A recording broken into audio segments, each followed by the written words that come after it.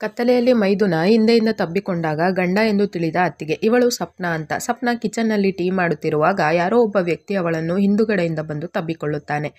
ಆವಾಗ ಸಪ್ನಾ ಆ ವ್ಯಕ್ತಿ ತನ್ನ ಗಂಡ ಮನೋಜ್ ಅಂತ ಅಂದುಕೊಂಡು ಆತನ ಜೊತೆ ರೊಮ್ಯಾಂಟಿಕ್ ಆಗಿ ಮಾತನಾಡುತ್ತಾ ತನ್ನ ರೂಮಿನಲ್ಲಿ ಹೋಗಿ ವೆಯ್ಟ್ ಮಾಡಲು ಹೇಳುತ್ತಾಳೆ. ನಂತರ ಅವಳು ರೂಮಿಗೆ ಹೋಗಿ ನೋಡಿದಾಗ ರೂಮ್ ಡೋರ್ ಹೊರಗಡೆಯಿಂದ ಲಾಕ್ ಆಗಿದ್ದು ಮನೋಜ್ ಒಳಗಡೆಯೇ ಇರುತ್ತಾನೆ. ಅವನನ್ನು ಅಲ್ಲಿ ನೋಡಿ ಶಾಕ್ ಆದ ಸಪ್ನಾ, ನನ್ನನ್ನು ಕಿಚನ್ನಲ್ಲಿ ಬೇರೆ ಯಾರೋ ತಬ್ಬಿಕೊಂಡಿದ್ದರು, ನಾನು ನೀವು ಅಂದುಕೊಂಡು ಸುಮ್ಮನಿದ್ದೆ ಅಂತ ಗಾಬರಿಯಿಂದ ಹೇಳುತ್ತಾಳೆ.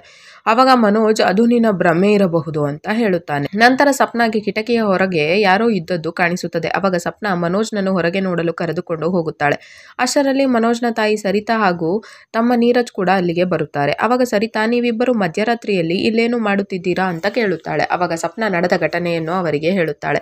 ಆವಾಗ ಸರಿತಾ, ಅದೆಲ್ಲ ನಿನ್ನ ಭ್ರಮೆ, ನೀನು ಮೊದಲು ಹಾರರ್ ಬುಕ್ಸ್ಗಳನ್ನು ಓದುವುದು ಬಿಡು ಅಂತ ಸಪ್ನಾಗೆ ಬೈದು ಹೋಗುತ್ತಾಳೆ. ಮರುದಿನ ಸಪ್ನಾ ಮತ್ತೆ ಅದೇ ವಿಷಯದ ಬಗ್ಗೆ ಸರಿತಾ ಮುಂದೆ ಹೇಳುತ್ತಾ, ಈ ಹಿಂದೆ ನನ್ನ ಬಟ್ಟೆಗಳು ಕೂಡ ಕಳುವಾಗಿದ್ದವು ಅಂತ ಹೇಳುತ್ತಾಳೆ. ಆವಾಗ ಸರಿತಾ, ಅದೇನೂ ಇಲ್ಲ, ನಿನ್ನ ತಲೆ ಕೆಟ್ಟಿದೆ, ನಿನ್ನ ಬಟ್ಟೆ ಮನೆ ಹಿಂದಿನ ಕೊನೆಯಲ್ಲಿ ಬಿದ್ದಿವೆ, ನೀನೇ ಅಲ್ಲೇ ಬಿಟ್ಟು ಮರೆತಿದ್ದೀಯಾ ಅಂತ ಸಪ್ನಾಳನ್ನೇ ಬೈದು ಕಳಿಸುತ್ತಾಳೆ.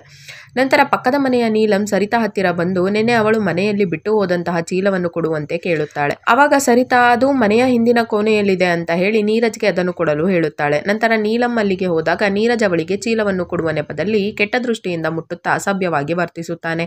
ಅದರಿಂದ ಕೋಪಗೊಂಡ ನೀಲಂ ನೀರಜ್ ಕೆನ್ನೆಗೆ ಹೊಡೆಯುತ್ತಾಳೆ. ಮರುದಿನ ಮತ್ತೆ ಯಾರೋ ಮುಖವಾಡ ಹಾಕಿಕೊಂಡು ಡೋರ್ ಲಾಕ್ ಮಾಡಿ ಸಪ್ನಾಳ ಮೇಲೆ ಬಲಾತ್ಕಾರ ಮಾಡಲು ನೋಡುತ್ತಾರೆ. ಅಷ್ಟರಲ್ಲಿ ಮನೋಜ್ ಅಲ್ಲಿಗೆ ಬಂದು ಡೋರ್ ಬಡಿಯಲು ಶುರು ಮಾಡುತ್ತಾನೆ. ಅವಾಗ ಹೆದರಿದ ಆ ವ್ಯಕ್ತಿ ಕಿಟಕಿಯಿಂದ ಓಡಿ ಹೋಗುತ್ತಾನೆ. ನಂತರ ನೀರಜ್ ಕೂಡ ಅಲ್ಲಿಗೆ ಬರುತ್ತಾನೆ. ಆಮೇಲೆ ಡೋರ್ ತೆಗೆದು ಒಳಗಡೆ ಹೋಗುತ್ತಾರೆ. ಅವಾಗ ಸಪ್ನಾ, ಆ ವ್ಯಕ್ತಿ ನನ್ನನ್ನು ಬದುಕಲು ಬಿಡುವುದಿಲ್ಲ ಅಂತ ಅಳಲು ಶುರು ಮಾಡುತ್ತಾಳೆ. ಆದರೆ ಆ ವ್ಯಕ್ತಿ ಬೇರೆ ಯಾರೂ ಅಲ್ಲ, ನೀರಜ್ ಆಗಿರುತ್ತಾನೆ. ಮರುದಿನ ಮನೋಜ್ ನನಗೆ ನೌಕರಿಗಿಂತ ನೀನೇ ಮುಖ್ಯ ಎಂದು ನೌಕರಿ ಬಿಟ್ಟು ಮನೆಯಲ್ಲಿ ಉಳಿಯುವುದಾಗಿ ಸಪ್ನಾಗೆ ಹೇಳುತ್ತಾನೆ. ಅವಾಗ ಸಪ್ನಾ, ನೀವೇನು ಕೆಲಸ ಬಿಡುವುದು ಬೇಡ, ನನಗೇನೂ ಆಗುವುದಿಲ್ಲ ಎಂದು ಹೇಳುತ್ತಾಳೆ. ನಂತರ ಮನೋಜ್, ನಾನು ಇಲ್ಲದಿದ್ದಾಗ ನೀನೇ ಇವಳನ್ನು ನೋಡಿಕೋ ಅಂತ ನೀರಜ್ಗೆ ಹೇಳುತ್ತಾನೆ. ಅವಾಗ ನೀರಜ್, ಇನ್ಮೇಲೆ ಅತ್ತಿಗೆಯ ಸಂಪೂರ್ಣ ಜವಾಬ್ದಾರಿ ನನ್ನದು ಎಂದು ಹೇಳುತ್ತಾ ಸಪ್ನಾಳನ್ನು ಮತ್ತೆ ಕೆಟ್ಟ ದೃಷ್ಟಿಯಿಂದ ನೋಡುತ್ತಾನೆ. ಮರುದಿನ ಮನೋಜ್ ಪ್ರತಿದಿನ ವಿಡಿಯೋ ಕಾಲ್ ಮಾಡುವುದಾಗಿ ಸಪ್ನಾಗೆ ಹೇಳಿ ಬೇರೆ ಊರಿಗೆ ಕೆಲಸಕ್ಕೆ ಹೋಗುತ್ತಾನೆ. ಆವಾಗ ನೀರಜ್ ನೆಪ ಮಾಡಿ ಸಪ್ನಾಳ ಫೋನ್ ಒಡೆದು ಹಾಕುತ್ತಾನೆ. ನಂತರ ಸಪ್ನಾ ಫೋನ್ ರಿಪೇರಿ ಮಾಡಿಸಲು ಮುಂದಾದಾಗ ಸರಿತಾ ಮನೆಯಲ್ಲಿರುವ ಫೋನ್ ಯೂಸ್ ಮಾಡುವಂತೆ ಸಪ್ನಾಗೆ ಬೈದು ಹೇಳುತ್ತಾಳೆ. ಮರುದಿನ ನೀರಜ್ ಪಕ್ಕದ ಮನೆಯ ಸವಿತಾ ದಾರಿಯಲ್ಲಿ ಹೋಗುವಾಗ ತನ್ನ ನೋಟು ಕೆಳಗಡೆ ಚೆಲ್ಲಿ ನಿಮ್ಮ ಹಣ ಕೆಳಗೆ ಬಿದ್ದಿದೆ ಅಂತ ಅದನ್ನು ಕೊಡುವ ನೆಪದಲ್ಲಿ ಸವಿತಾಳನ್ನು ಕೂಡ ಕೆಟ್ಟ ದೃಷ್ಟಿಯಿಂದ ಮುಟ್ಟುತ್ತಾನೆ.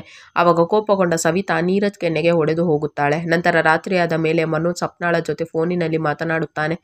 ಆವಾಗ ಸಪ್ನಾ ಆತನ ಯೋಗಕ್ಷೇಮ ವಿಚಾರಿಸಿ ಫೋನ್ ಇಡುತ್ತಾಳೆ. ಅಷ್ಟರಲ್ಲಿ ನೀರಜ್ ಮನೋಜ್ ತರ ವಾಯ್ಸ್ ಚೇಂಜ್ ಮಾಡಿ ಸಪ್ನಾಗೆ ಕಾಲ್, ನೀನು ಯಾವ ಕಲರ್ ನೈಟಿ ಹಾಕಿಕೊಂಡಿದ್ದೀಯಾ ಅಂತ ಕೇಳುತ್ತಾನೆ. ಆವಾಗ ಸಪ್ನಾ ಮನೋಜ್ ಎಂದುಕೊಂಡು ನೀರಜ್ನ ಜೊತೆ ರೊಮ್ಯಾಂಟಿಕ್ ಆಗಿ ಮಾತನಾಡುತ್ತಾ ಈ ಸೌಂದರ್ಯವನ್ನು ಅನುಭವಿಸು ಬಾ ಅಂತ ಹೇಳುತ್ತಾಳೆ. ಆವಾಗ ನೀರಜ್ ಒಳಗಡೆ ಹೋಗಬೇಕು ಅನ್ನುವಷ್ಟರಲ್ಲಿ ಸರಿತಾ ಆತನನ್ನು ಕೂಗುತ್ತಾಳೆ. ಮರುದಿನ ನೀರಜ್ ಸರಿತಾ ಮಾರ್ಕೆಟ್ಗೆ ಹೋದ ಮೇಲೆ ಸಪ್ನಾಳ ಟೀಯಲ್ಲಿ ನಿದ್ರೆಯ ಮಾತ್ರೆ ಹಾಕಿ ಕೊಡುತ್ತಾನೆ.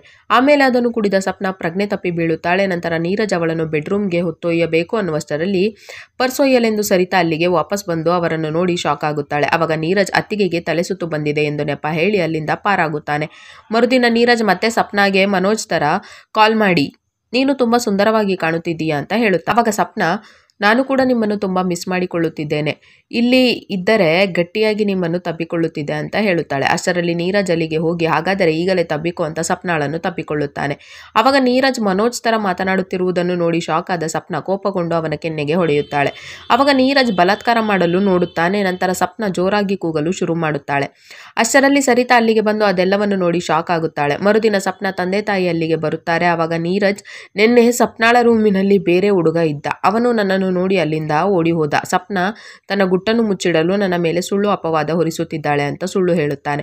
ಆವಾಗ ಸರಿತಾ ಕೂಡ ಸಪ್ನಾಳ ತಂದೆ ತಾಯಿಯ ಮುಂದೆ ನೀರಜ್ ಪರವಾಗಿ ಮಾತನಾಡಿ ಸಪ್ನಾಳನ್ನೇ ಬೈಯುತ್ತಾಳೆ.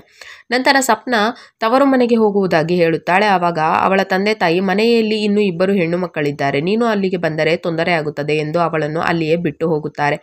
ಆಮೇಲೆ ಅದೇ ದಿನ ರಾತ್ರಿ ಸಪ್ನಾ ಮಲಗಿದ್ದಾಗ ನೀರಜ್ ಮತ್ತೆ ಅವಳ ಮೇಲೆ ಬಲಾತ್ಕಾರ ಮಾಡಲು ಹೋಗುತ್ತಾನೆ. ಅವಳ ಕೂಗಾಟದಿಂದ ಹೆದರಿ ಸರಿತಾ ಪಕ್ಕದ ಮನೆಯವರನ್ನು ಕರೆಯುತ್ತಾಳೆ. ನಂತರ ಅವರೆಲ್ಲರೂ ಸೇರಿ ನೀರಜ್ನನ್ನು ಹಿಡಿದು ಊರಿನ ಚೇರ್ಮನ್ ಹತ್ತಿರ ಕರೆದೊಯ್ಯುತ್ತಾರೆ.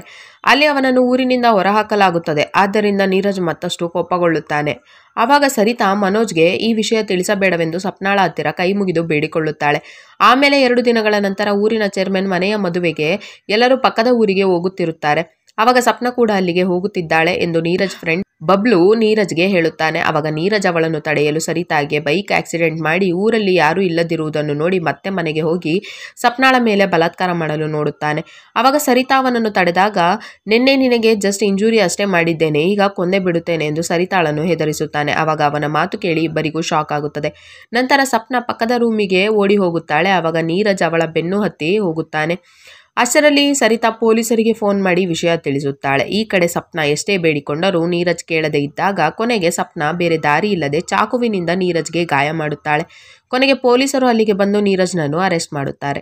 ಕತೆ ಇಲ್ಲಿಗೆ ಮುಗಿಯುತ್ತದೆ. ಈ ವಿಡಿಯೋವನ್ನು ಪೂರ್ತಿ ನೋಡಲು ದಂಗಲ್ ಟಿವಿ ಎಂಬ ಯೂಟ್ಯೂಬ್ ಚಾನೆಲ್ನಲ್ಲಿ ದೇವರ್ ಬಾಬಿ ಎಂದು ಹುಡುಕಿ ನೋಡಬಹುದು.